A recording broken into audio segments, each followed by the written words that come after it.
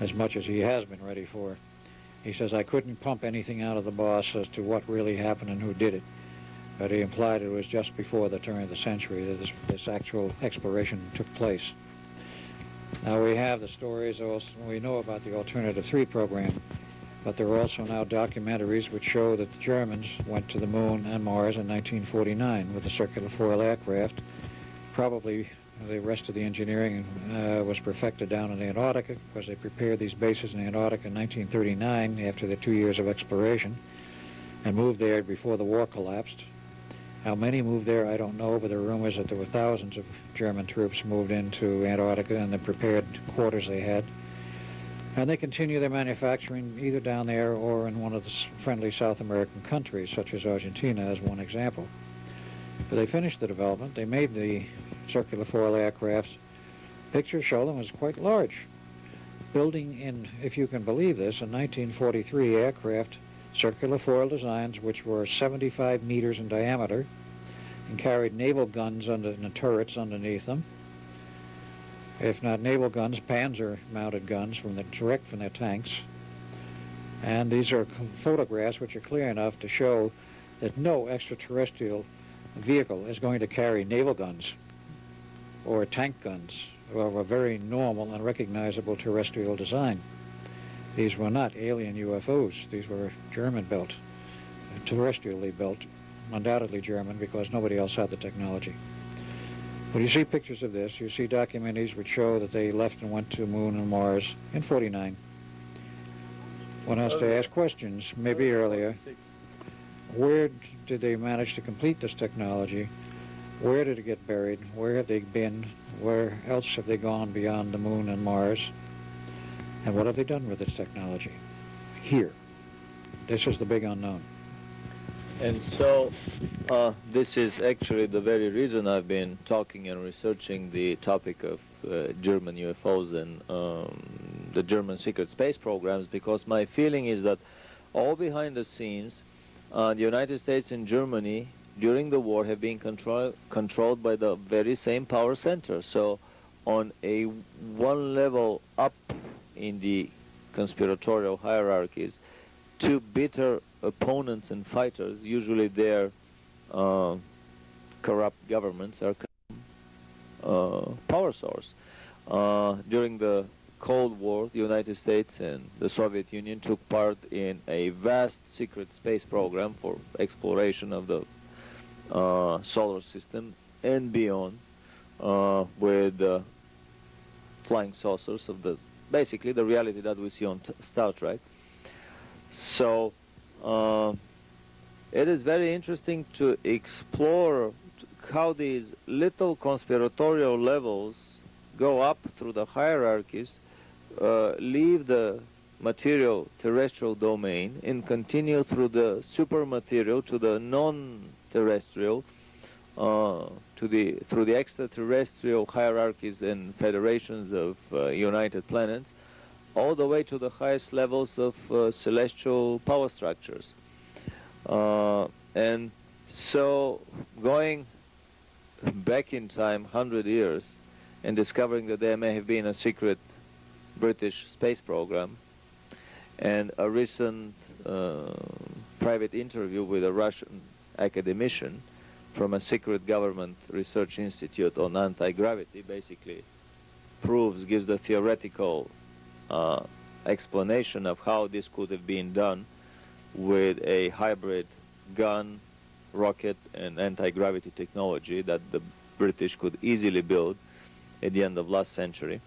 The big question is, if the British and later the Germans had that much and could go to the moon and Mars in 50 years ago, what do we have now? And so we naturally come back to the Philadelphia experiment and to the Phoenix project, because in my opinion, the Philadelphia experiment is not only invisibility and time travel, but it's a teleportation. It's a very important teleportation experiment. Right, the Philadelphia experiment was really the granddaddy experiment that set the stage for everything that came after it, including the Phoenix project.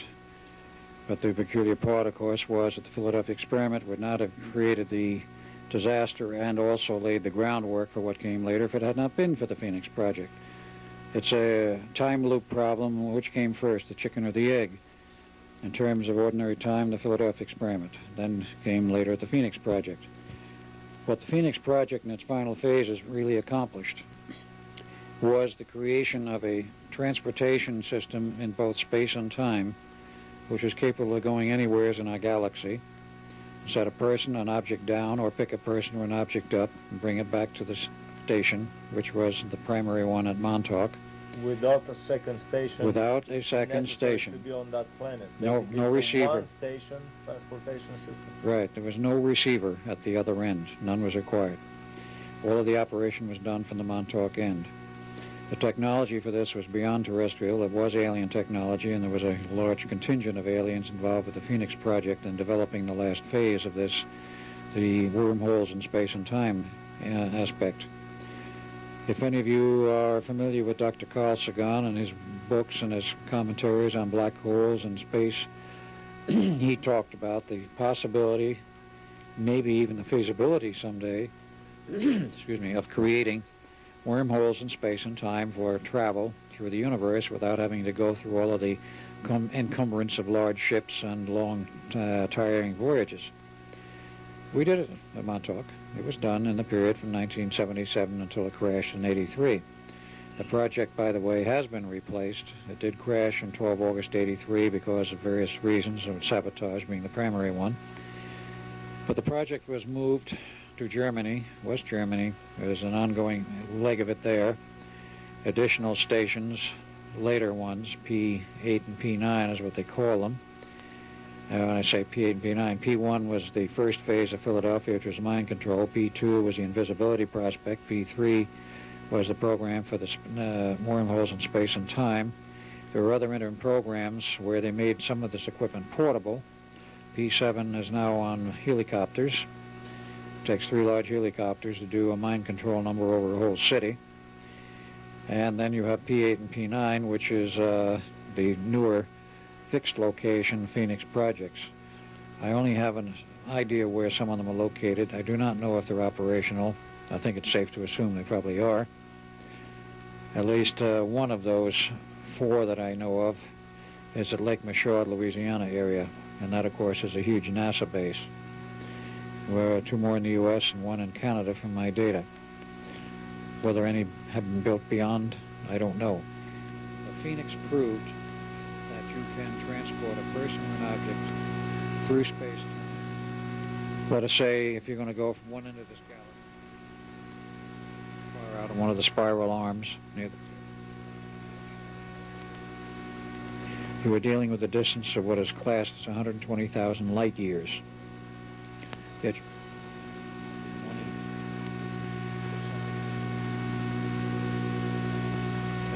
elapsed time. The person is inside the tunnel. How about the person outside of the tunnel? Well, they won't. Actually, the tunnel goes through and functions as a link to whatever point you connect to, and is therefore, the time link is, for all practical purposes, essentially 0. It's not absolute 0. It may amount to minutes, depending on the distance. Can the guy that was sent beam back radio message that yes, I arrived on the planet at this and this time, so that you would check?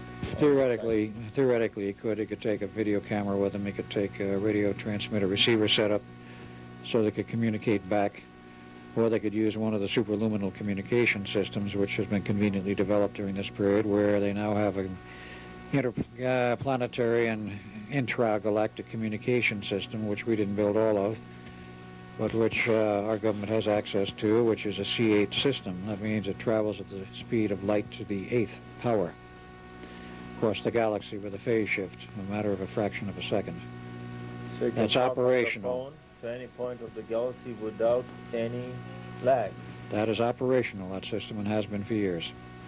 An earlier form was a C6 system, which said there was some delay, and so they had to correct that. They wanted instantaneous communication. Reach out and touch. Right. You can go through Marvell if you got the right code numbers.